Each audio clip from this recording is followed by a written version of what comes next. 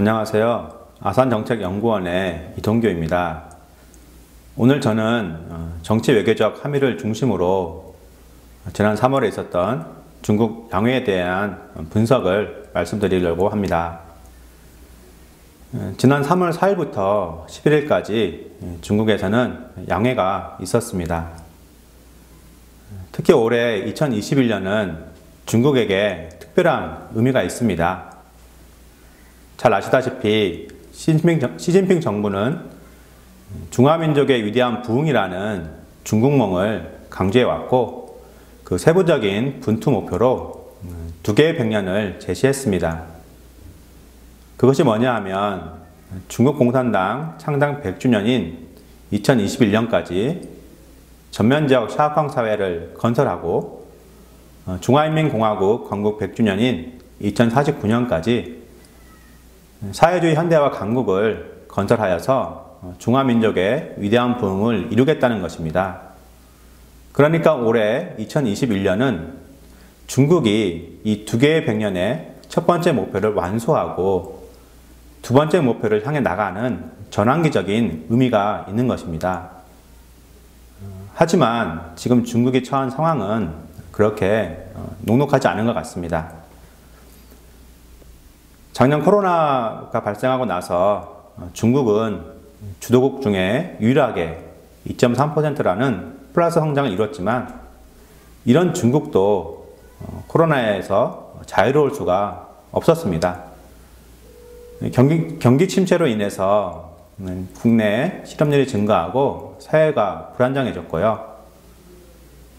그리고 코로나 초기 대응 과정에서 언론 통제나 정보 통제 같은 그런 중국 공산당 통치 체제에 폐해가 드러나기도 했고, 강력한 사회 통제를 실시하면서 어떤 이 통치 체제에 대한 불만이 불거져 나왔습니다.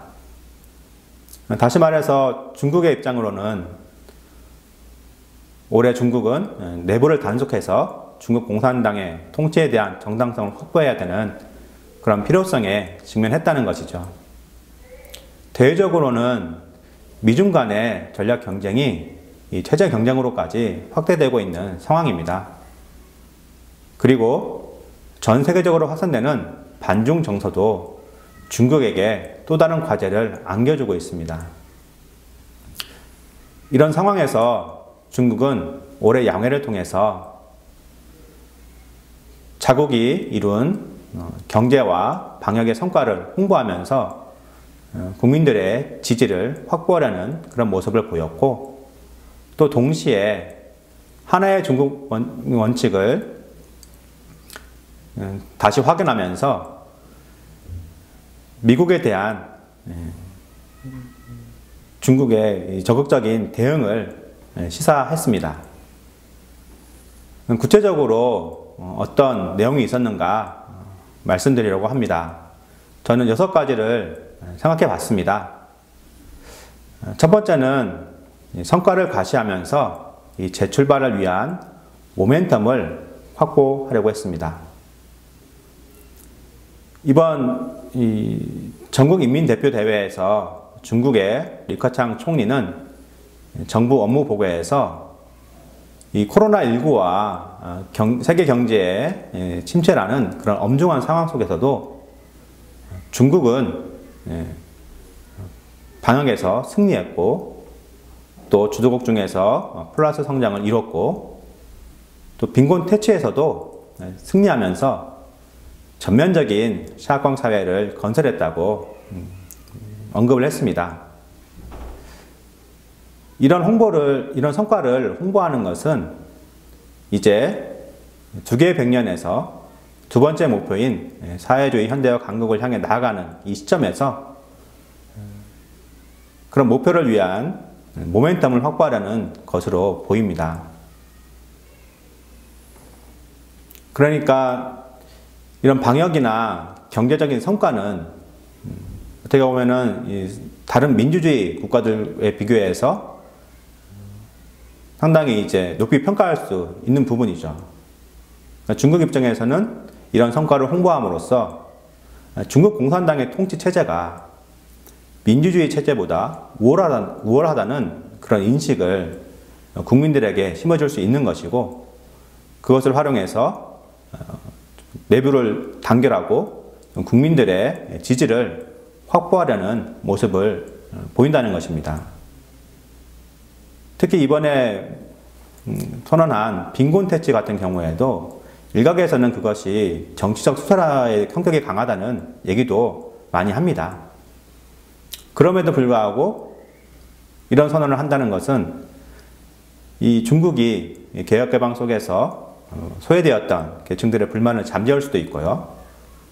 또 동시에 시진핑 정부가 강조하고 있는 중국몽이 실현 가능하다. 중국 공산당이 그것을 실현할 수 있다. 이런 메시지를 전해준다고 할 수 있겠습니다. 두 번째로는 민족 단결과 문화 정체성을 강조하면서 어떤 정치 사상을 강화하려는 그런 모습을 보였습니다. 이번에 시진핑 주석은 내먼구 대표단 심의회에서 민족 단결, 문화 정체성, 당사 학습 교육 등을 강조했습니다. 그리고 청소년을 중심으로 각 민족에게 중화민족의 어떤 공동체 의식에 기반한 정치 사상을 강화할 것을 또 요구했습니다.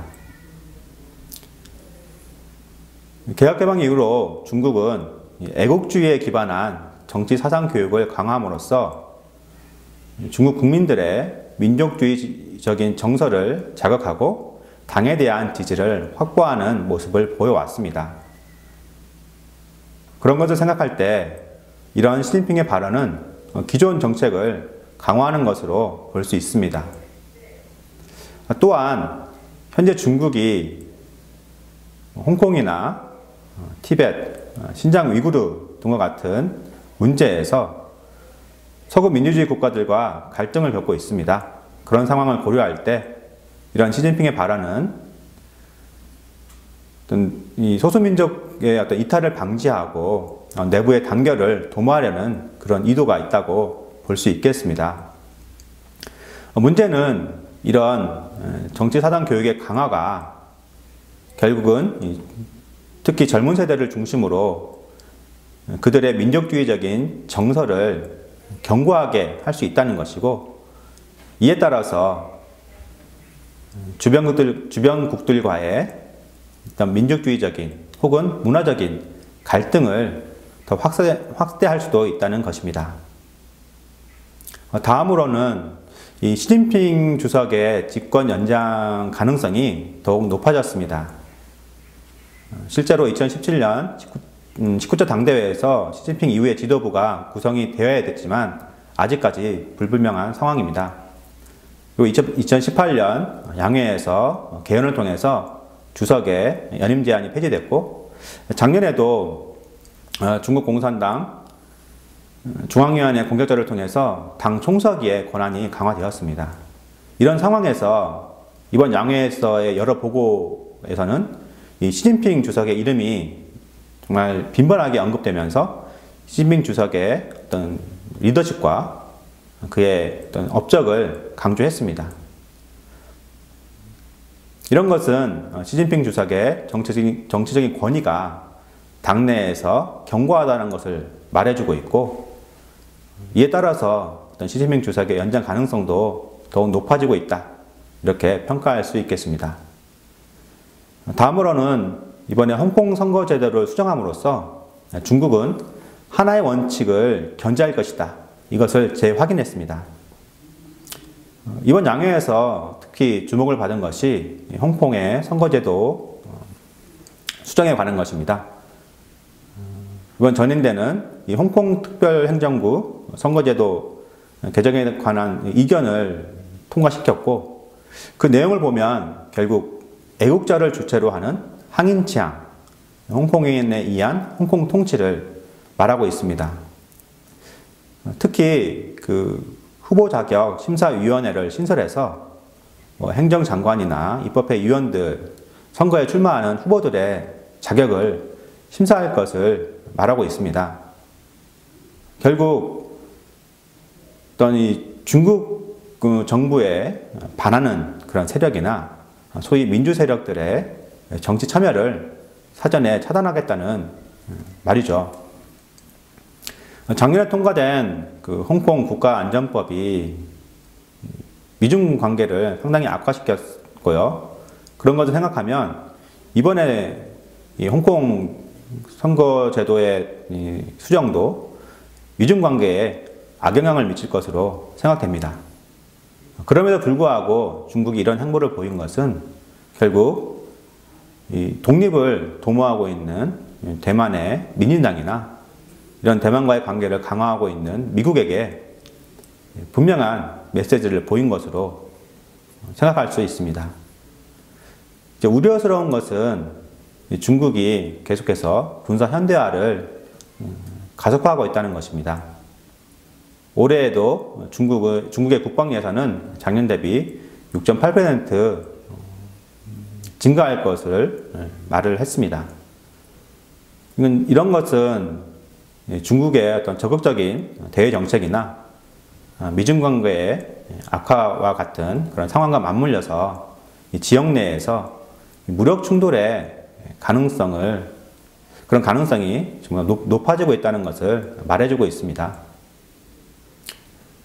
다음으로는 중국은 이 과학기술 역량을 강화하면서 어떤 미국과의 기술 패권 경쟁을 대비하는 모습을 보였습니다. 리커창 총리는 정부 업무 보고에서 10년 동안 칼 하나를 가는 정신으로 과학기술 역량을 강화하겠다고 언급을 했습니다. 그리고 올해 시작되는 중국의 14차 5개년 기획에서도 IT 기술이나 바이오, 신재료, 신에너지와 같은 9대 전략적 기능 산업을 지원하고 발전시킬 것을 말하고 있습니다. 사실 2030년을 전후로 해서 중국의 경제 규모가 미국을 추월할 것이라고 말을 많이 하지만 이런 중요 핵심 기술은 미국이 주로 소유하고 있는 상황입니다. 이런 중요 핵심 기술 없이는 중국이 아무리 경제 규모가 발전한다고 하더라도 경제력이나 군사력에서 우위를 차지하기 어려운 것이죠. 특히 미국이 이 화웨이 사태에서 볼 수 있듯이 이런 핵심 기술 부분에서 중국을 견제하는 상황에서 중국은 자체적으로 이런 핵심 기술을 개발하고 발전시킴으로써 미국과의 경쟁에 대비하고 그런 경쟁을 장기적으로 준비해 나가겠다. 이런 의도를 보이고 있는 것으로 판단이 됩니다. 마지막으로 중국은 이번 양회에서 다자 협력과 역내 경제 협력을 강조하면서 미국이 주도하고 있는 어떤 반중 연대에 대응하는 그런 모습을 보였습니다. 이번 양회에서 중국은 RCEP 발효나 한중일 FTA는 물론이고 향후 미국이 주도할 것으로 예상되고 있는 CPTPP 가입도 언급을 했습니다. 한중 FTA와 같은 양자 협력이 아니라 이런 다자 협력을 강조하는 것은 이것이 중국에게 경제적으로 유리할 수도 있지만 다자 협력을 통해서 어떤 미국의 간섭을 최소화하고 역내에서 자국의 영향력을 확대하려는 의도가 있다고 볼 수 있겠습니다. 특히 이번 양회에서 중국의 왕이 외교부장은 미국을 직접적으로 언급하면서 미국이 인권이나 민주를 빌미로 해서 다른 나라의 내정에 간섭하고 세계에 불안을 조성해 왔다고 비난을 했습니다. 어떻게 보면은 중국은 미국의 대중 정책이 앞으로 강경해질 것이라는 것을 기정사실화하고 또한 이런 미국에 적극적으로 대응해 나가겠다는 의지를 피력한 것으로 볼 수 있겠습니다. 이와 더불어서 중국은 러시아, 남미, 아프리카, 아세안 이런 여러 국가들과의 협력 관계를 강조했습니다. 실제로 작년 코로나 팬데믹 상황 속에서도 중국은 소위 마스크 외교나 백신 외교를 통해서 개발도상국들과의 관계를 강화해 왔습니다. 이런 점을 생각할 때 중국은 계속해서 어떤 이런 1대1로를 더욱 확대하고 강하게 추진할 것이고, 이를 통해서 중국과 협력하는 그런 국가들을 확보해 나갈 것으로 생각이 됩니다. 그래서 이번 양회를 통해서 우리가 좀 생각해 볼 점이 무엇인가, 이번 양회가 한중 관계에 어떤 함의를 가지고 있는가 말씀을 드리고 마치도록 하겠습니다. 이번 왕이 부장의 기자회견을 보면은 실제로 올해가 북중 우호조약 60주년임에도 불구하고 한국은 물론 이런 북한에 대한 언급도 전혀 나오지 않았습니다. 이것은 지금 중국의 외교 정책이 대미 정책에 초점이 맞춰져 있다는 것을 보여주는 것으로 볼 수 있습니다. 다시 말해서 한반도 비핵화나 남북관계 개선 같은 그런 한반도 관련 이슈는 중국 외교의 우선순위에 있지 않다는 것이고, 그리고 이런 이슈에 접근할 때 미국을 이직해서 접근을 할 것이라는 뜻입니다. 그러니까 지금 우리나라 정부 같은 경우에는 중국이 남북관계 개선에서 혹은 북핵 문제 해결에서 어느 정도 역할을 해줄 것을 기대하고 있습니다. 하지만 중국은 이런 한국의 어떤 의도나 혹은 한중 관계, 이 양자 관계의 순수한 발전을 위해서 한반도에 접근하기보다는 미국을 견제하고 혹은 한미 동맹을 약화시키기 위해서 한국에 접근할 가능성이 높아지고 있습니다. 그러니까 우리 나라 정부는 중국이 북한에 대해서 어느 정도 역할을 줄 것을 기대하고 있지만, 오히려 중국은 이런 북한을 하나의 레버리지로 활용해서 미국의 동맹국인 한국을 압박할 가능성이 있다는 것이고요. 그렇기 때문에 이런 한중 관계의 개선이 남북 관계의 개선을 가져올 것이다 라는 그런 기대는 지금은 버려야 될 때라고 생각을 합니다. 그리고 지금 미중 간의 전략 경쟁이 어떤 가치, 체제 경쟁으로까지 확산되고 있고, 또 중국은 이런 미국을 위시한 민주주의 체제에 대한 비난을 높이고 있습니다. 올해 중국은 2020년 미국 인권침해 보고서를 발표하기도 했죠. 그런 상황에서 우리나라도 이제는 이런 중국 내에 있는 인권 문제 등에 대해서 목소리를 내야 한다고 생각을 합니다.